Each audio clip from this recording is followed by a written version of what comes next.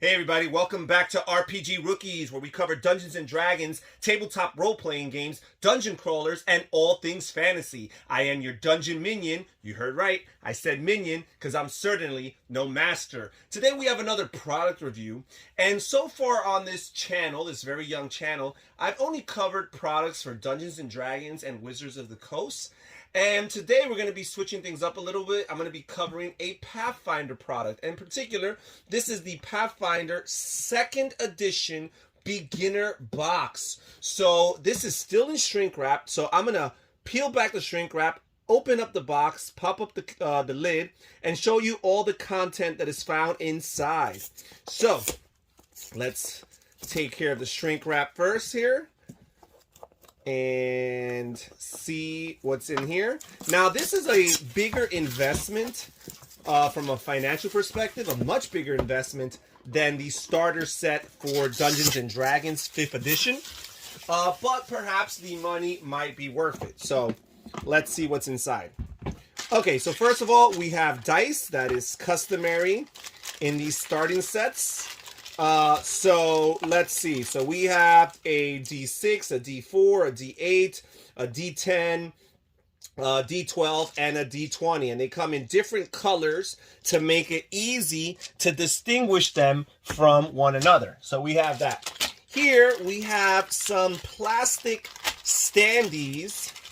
And I believe this is for the different monsters. I believe this starter set actually comes with cardboard standee tokens that we will pop into these in order to have a physical representation of the monsters that we are encountering. So there's a good amount of these smaller black ones, one of these smaller red ones, and then this larger black one here. Okay, here we have a little advertisement. Sirenscape. Bring Galarian to life with the power of Sirenscape. Sirenscape is the revolutionary app bringing immersive sound and music to your Pathfinder games. Interesting. Okay. Then we have this Read It First pamphlet here telling you what is Pathfinder, if you are on your own, if you have a group, and here a couple of images of all the content that is found, the components that are found within this box. Okay, so we have here these reference cards, and there are 6 reference cards. It tells you what to do on your turn. It has a section here for skill checks, and here it has a section for conditions on the back. You got concealed, flat-footed, frightened, grabbed, persistent damage, prone, restrained, slowed, unconscious, and wounded. Okay, so that's that. Got all those reference cards. Now what do we have here? Here we have some pre-made characters. So we have here 4 different pre-made characters. We have Mauricio the Rogue. It says here we have Valeros the Fighter. Here we've got Ezrin the Wizard. And here we've got Kyra the Cleric. I usually prefer the Cleric characters.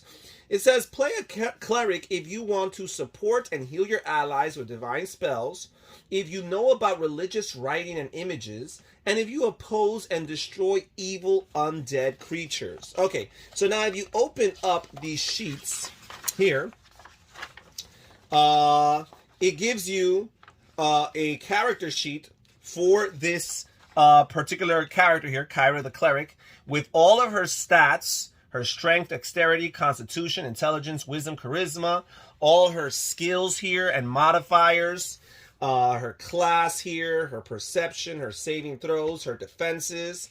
Okay, and then here it actually gives you a detailed explanation of your character sheet. This character sheet has all the statistics, abilities, spells, and equipment for playing Kyra the Cleric.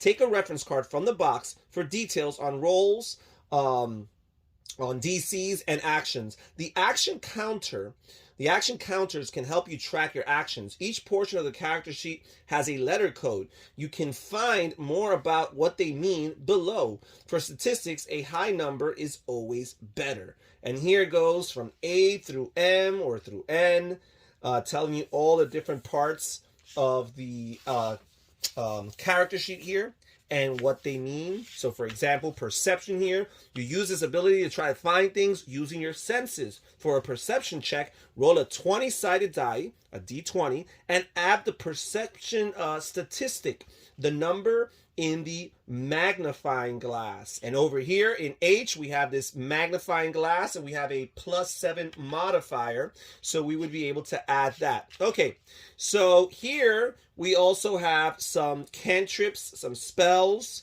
that the cleric will have at their disposition. And here on the back of this sheet, we have some backstory for the different characters. So for Kyra in particular here, it says that Kyra is a priestess of Sarenrae, the sun goddess who teaches her followers to heal the wounded and destroy evil. Kyra grew up admiring the beautiful stained glass of Sarenrae's temple and graceful priestesses who practice with the scimitars each dawn. Okay, so again, you have all of this for all the different characters. It kind of helps you interpret the character sheet and takes care of the task of trying to create your own character on your own. So those are the character sheets. Let's see what else is inside of here. We've got this 2nd edition beginner box Heroes Handbook, and this is a 74-page book. So let's take a little glance here of what's inside here. So here we have Pirate King's Plunder. You are a wandering adventure visiting Otari, a small town on the coast of the Starstone Isle, an enormous island magically raised out of the ocean by an ancient god. Otari is renowned for its lumber and fine wooden boats, but that's not what brought you here. You came here looking for adventure. Okay, so here it talks a little bit about that, the setting here. And it kind of takes you through the story step by step, and it gives you opportunities to engage in actions. So you kind of learn the mechanisms through following this sequential narrative, if you will, with different encounters. So it's a good little way of introducing the players to the mechanics of the game. So there's some NPCs, you have some enemies that you engage with, and again, kind of walks you through what you have to do in these particular scenarios. So that's pretty cool. Here we have an example of play where it actually narrates the different characters, what they're saying, their dialogue, and what they're doing. So you see some of the pre-generated characters like Kyra and Valeros, Ezrin. You even see a simulation of what the game master, the GM, would say in this particular example of play. So I think that's pretty cool. It's pretty helpful. Getting started here. So here is the main introduction to the rules. We talk about the dice, the actions. Here are some basic concepts. Here it talks about character creation, talks about creating a concept, start building ability modifiers, and select an ancestry. Pick a background, choose a class, buy equipment, and finish your hero. Here it goes into detail as far as the 6 different attributes, the 6 different stats that players have. The strength, dexterity, constitution, intelligence, wisdom, and charisma. And then here we have a section for ancestries. And in particular, we see 3 here, the dwarf, the elf, and the human. So here it talks about the dwarf. Dwarves are well known as stoic and stern people who dwell deep underground in cities built into the hearts of the mightiest mountains. They are fierce on the battlefield, holding the line against charging orcs or taking the fight to towering giants. Dwarves stand about a foot shorter than most humans, and most take pride in braiding or styling their hair. Here it talks about names. Dwarves honor their children with names taken from ancestors or dwarven heroes, and it's quite rare to invent a new name or to borrow a name from another culture for a child. Gives you some sample names that you might want to consider in character creation. Here it goes into detail about the elf, and here it goes into detail about the human race. So that's the section for ancestries. It's a abbreviated section for ancestries, just including 3 different races. But remember, in this starter set, you actually get your characters already created for you, and they already have their predetermined class and race to begin with. Then here we have backgrounds. And it gives you some backgrounds you can choose from, like the acolyte, the criminal, the deckhand, the farmhand, the gambler, the scholar, and the warrior. Here we have the classes. Here we have the cleric. A cleric blessed with divine magic. You live the ideals of your faith. You adorn yourself with the symbols of your church, and you train diligently with your deity's favored weapon. Your spells might protect and heal your allies, or they might punish foes and enemies of your faith as your deity wills. Here it explains first level cleric class features, and since this is an introductory game, first level might just be enough. Here it has a list of cleric spells. We have cantrips, we have first level spells here. We have some second level cleric class features, some third level cleric class features, some second level cleric spells. And yes, it only goes up to third level for the purposes of this introductory beginner box.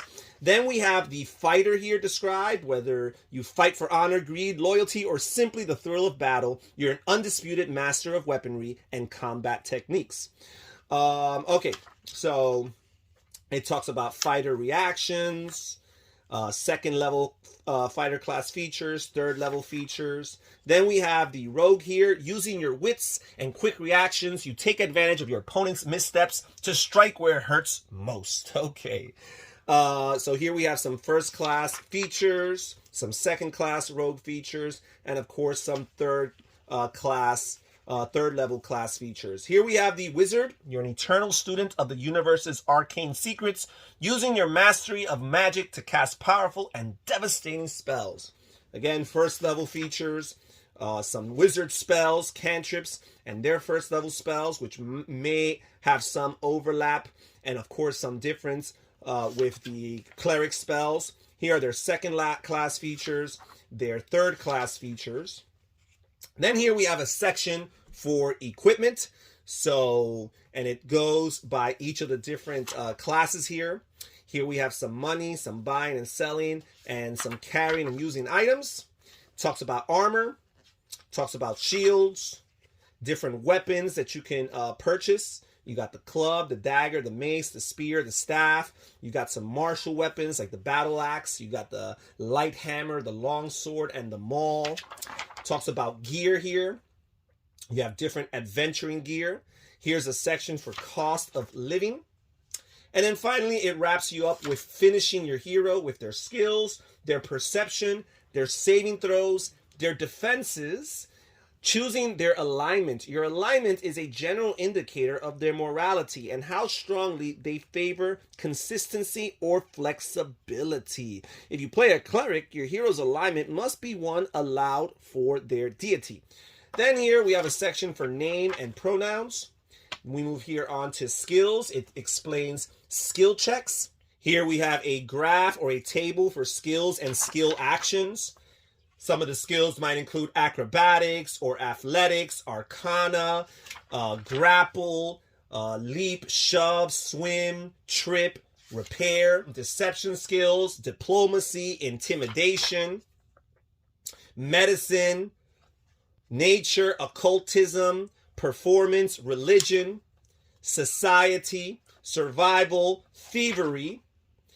And then here we finally get to actually playing the game, and it starts with a section for rolling checks. When your hero tries to do something and the outcome is uncertain, you'll roll a check to see whether you succeed. Pathfinder has many types of checks, from skill checks to attack rolls to saving throws, but they all follow the basic steps explained below. Roll the d20, calculate your result, and compare the result to a target number called a difficulty class, usually abbreviated DC, to determine whether you succeed or fail. All checks use the same formula.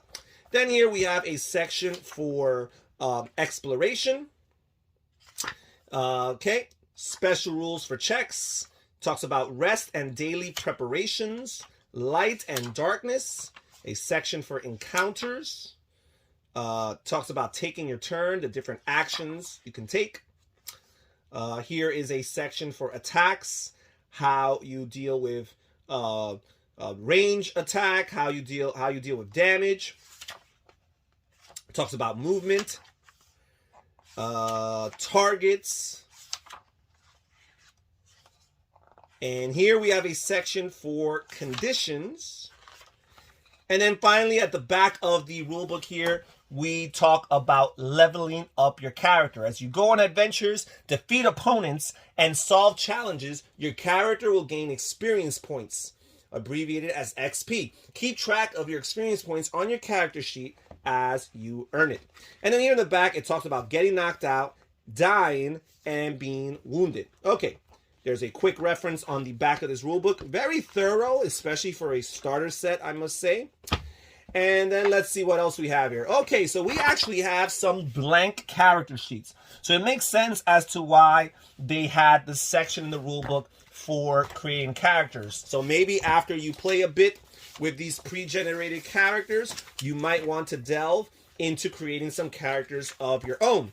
And using the section here in the rulebook, you'll be able to create characters. There is some limitations. There's only 3 ancestries, the elf, dwarf, and human race. And there's only 4 classes, the wizard, rogue, fighter, and cleric. But that should be enough, especially for a starter set, for you to create some very interesting characters. Okay, so what else do we have here? Okay, here we have the Beginner's Box Game Master Guide. So this here is 90 pages long, and let's flip through this real quick because this video is already taking a long time. But there's a lot of stuff in this box, and there's a reason why it's more expensive than the D&D starter edition. Here we have the book is for the game master running this adventure, so this includes some rules as well as the adventures. And I guess Menace Under Otari is the name of the adventure here.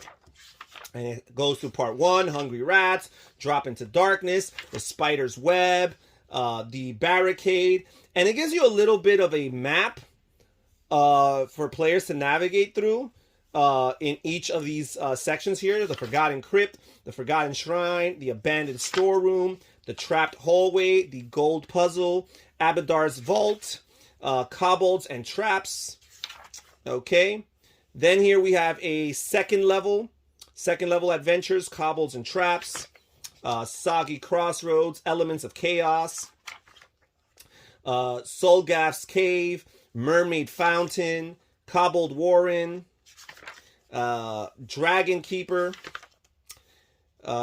Mushroom Grotto. Here is a section for game mastering. So here we actually talk about what it entails to be a GM. Being a GM is like organizing a party for your friends. You do want to make sure they arrive on time, have plenty to do, and have a good time. And it tells you all the things you're in charge of, different types of adventure. You could have a linear adventure, a non-linear adventure, or a sandbox type of adventure. It talks about the supplies you will need in order to be a GM. Let's see here. Social interactions and encounters. Here it talks about experience points, difficulty classes. And here is a section on building adventures, the story, the locations, drawing a map. So it kind of walks you through it. It says building your own adventure is more challenging than using a published one, but it lets you express yourself, apply even more creativity, and tailor the game directly to the players and their heroes. Okay. Pretty good, pretty good. Talks about hazards and traps and weapons and purchasing things. Here's a section for creatures, so there's some type of bestiary here. Okay, and we've got the animated armor, the basilisk, the boar, the bugbear marauder, the cat leopard, the centipede giant, the doppelganger, the dragon wormling green, the green dragon wormling, the drow warrior, the drow priestess, the drow sneak, the elemental brine shark, the cinder rat elemental, the sod hound elemental, the Zephyr Hawk elemental, the gargoyle, the ghost commoner, the ghoul, the goblin commando, the goblin igniter, the goblin warrior, the pugwampy gremlin, the harpy, the hellhound, the hobgoblin warrior, the cobbled dragon mage, the cobbled scout, the cobbled trapmaster, the cobbled warrior, the mimic, the ogre warrior, the sewer ooze, the orc commander, the orc scrapper, the orc trooper, the owlbear, the giant rat, the shadow, the skeleton guard, the skeletal giant, the giant viper, the giant spider, the troll, the web lurker, the wight, the wolf, the Solgath boss, the Solgath warrior, the zombie shambler, and that's pretty much it. But that's a pretty good sample of monsters and creatures to deal with for your opening adventures. And then here we have a section describing the setting, Otari. It's a small coastal town, a few days travel from a major city. It's a good place to start a Pathfinder campaign, and you can use it as an example of how to create a settlement for your heroes to call home as they start their adventures. Okay, so, and this entire section is really just describing what you will find in the city of Otari. And that's it as far as the Master's Book. And then here we actually have what unfolds a map that you will actually use for all of the different adventures that are found in the campaign here. So, and this is double-sided. So everything you'll need as far as a visual or physical representation of your adventures is found here on this fold-out map. And then finally, we have a bunch of punch-outs here. These tokens, as I mentioned earlier, these are tokens that you'll use for the different monsters. So for example, here we have the zombie shambler, and we would just place them on these standees. And then just like this, you can use these and they can move around on the map and they will represent your enemies. And we have a ton of these. We have multiples for each of the different creatures that were mentioned in the bestiary. And yeah, that's pretty much it. Another advertisement here.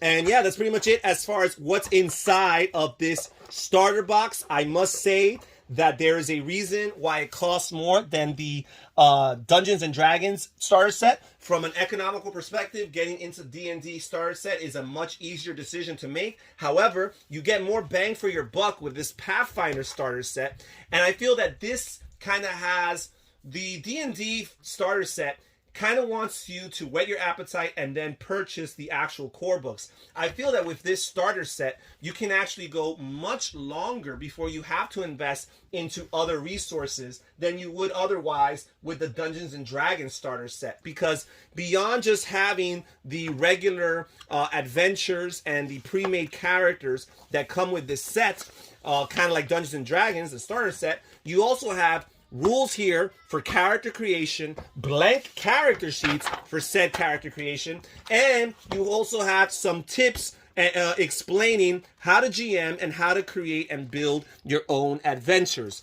So there is a possibility that you would be able to get more life out of this product here than you would from the Dungeons and Dragons 5th edition starter set. And that's it for today's video. Thank you so much for joining us here at RPG Rookies, and I'll catch you guys next time. Take care. Bye-bye.